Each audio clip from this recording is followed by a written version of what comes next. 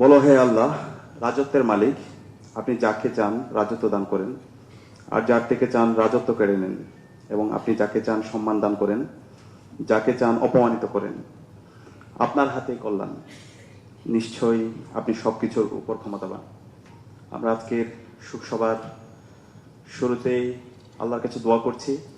আল্লাহ পাক সুবহানাহু ওয়া তাআলা বাংলাদেশের আপসহীন সংগ্রামের প্রতীক সাবেক প্রধানমন্ত্রী মরহুমা বেগম খালেদা জিয়াকে জান্নাতুল ফেরদৌসের মেহমান হিসেবে কবুল করুক, আল্লাহুম্মা আমিন। একই সাথে দোয়া করছি বাংলাদেশের সাবেক প্রেসিডেন্ট, যিনি সবসময় দেশের স্বাধীনতা, সার্বভৌমত্ব, অখণ্ডতার কথা বলেছেন, শহীদ প্রেসিডেন্ট জিয়াউর রহমানের জন্য আল্লাহ পাক সুবহানাহু ওয়া তাআলা শহীদ প্রেসিডেন্ট জিয়াউর রহমানকে জান্নাতুল ফেরদৌসের মেহমান হিসেবে কবুল করুক, আল্লাহুম্মা আমিন। বাংলাদেশের আমরা যারা তরুণরা আছি, গত 16 বছরে আমরা যারা ফেসিবাদ দেখেছি, ফেসিবাদী শাসনে আমাদের সোর্স অফ ইন্সপায়ারেশন ছিল মরহুমা বেগম খালেদা জিয়া। আমরা দেখেছি কিভাবে অন্যায়ের বিরুদ্ধে তিনি কথা বলেছেন, কিভাবে তিনি ফেসিবাদের বিরুদ্ধে কথা বলেছেন, কিভাবে তিনি ভারতীয় আধিপত্যবাদের বিরুদ্ধে কথা বলেছেন, কিভাবে তিনি জাতীয় ঐক্য তৈরি করেছেন।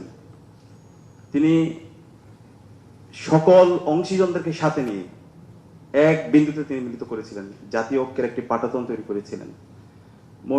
মরহুমা বেগম খালেদা জিয়ার যে রাজনীতি, শহীদ জিয়ার যে রাজনীতি, বাংলাদেশপন্থী রাজনীতি, সেই রাজনীতিতে আমাদের দরকার। এই বাংলাদেশপন্থী রাজনীতির মধ্যে আমাদের সব সমাধান রয়েছে। এই বাংলাদেশপন্থী রাজনীতিতে বাংলাদেশের মাটি ও মানুষের কথা বলা হয়, ইসলামী মূল্যবোধের কথা বলা হয়। এই বাংলাদেশপন্থী রাজনীতি যদি আমরা বিনির্মাণ করতে পারি, বাংলাদেশ কখনো পথ হারাবে না। তো আজকের এই সুখসভা থেকে আমাদের এই নতুনভাবে শপথবদ্ধ হতে হবে দেশের স্বাধীনতা, সার্বভৌমত্ব, অখণ্ডতার জন্য, এবং এই জুলাইয়ের শহীদদের যেই আকাঙ্ক্ষা, তাদের যে স্পিড, সে আলোকে নতুন বাংলাদেশ বিনির্মাণ করার জন্য, এই বাংলাদেশপন্থী রাজনীতি বিনির্মাণ করার জন্য আমাদেরকে নতুনভাবে ঐক্যবদ্ধ হতে হবে। আমি আশা করছি আমরা যারা দীর্ঘ ফেসিবাদ বিরোধী আন্দোলন করেছি, আমরা সবাই এই নতুন বাংলাদেশ বিনির্মাণ করার জন্য আমরা সবাই ঐক্যবদ্ধ হব। একই সাথে আমি এই কথাটা বারবার বলি, আমার বাড়ি খাগড়াছড়িতে। আজকের যে বাংলাদেশের সার্বভৌমত্ব, পার্বত্য চট্টগ্রামের যে অখণ্ডতা, এই অখণ্ডতার পেছনে শহীদ জিয়ার গুরুত্বপূর্ণ অবদান আছে, এবং একই সাথে মরহুমা বেগম খালেদা জিয়ার গুরুত্বপূর্ণ অবদান আছে। এই পার্বত্য চট্টগ্রাম নিয়ে অসংখ্য ষড়যন্ত্র এবং চক্রান্ত হয়েছে। বাংলাদেশের 10 ভাগের 1 ভাগে পার্বত্য চট্টগ্রাম।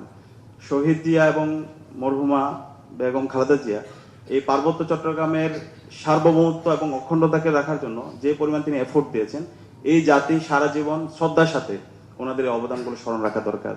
এবং একই সাথে ইতিমধ্যে আলোচনা হয়েছে দেশের শিক্ষার জন্য, স্বাস্থ্যের জন্য, সংস্কৃতির জন্য, সুস্থ দ্বারা সংস্কৃতি, যেটা আমরা বিগত ফেস্টিভ্যালে আমরা দেখতে পেয়েছি, আমাদের এই সকল সংস্কৃতিকে ভেঙে চুরমার করে দেওয়া হয়েছে। সেই সুস্থ সংস্কৃতি বিনির্মাণ করার জন্য বেগম খালেদা জিয়া এবং শহীদ জিয়া যে ফুলকড়ি আসর থেকে শুরু করে শিশুদেরকে সুস্থভাবে তাদেরকে বিনির্মাণ করার জন্য যে সংস্কৃতি বিনির্মাণ করেছেন, সেই নতুন সংস্কৃতি আমাদেরকে বিনির্মাণ করতে হবে। আমরা আশা রাখছি আমরা বেগম জিয়া এবং শহীদ জিয়ার যে অসমাপ্ত কাজ, সে অসমাপ্ত কাজ আমরা ঐক্যবদ্ধভাবে আমরা আমাদের কাজ জারি রাখবো, সে উদাত্ত আহ্বান জানিয়ে এবং সবার জন্য দোয়া চেয়ে আমি আমার কথা এখানে শেষ করছি। আসসালামু আলাইকুম।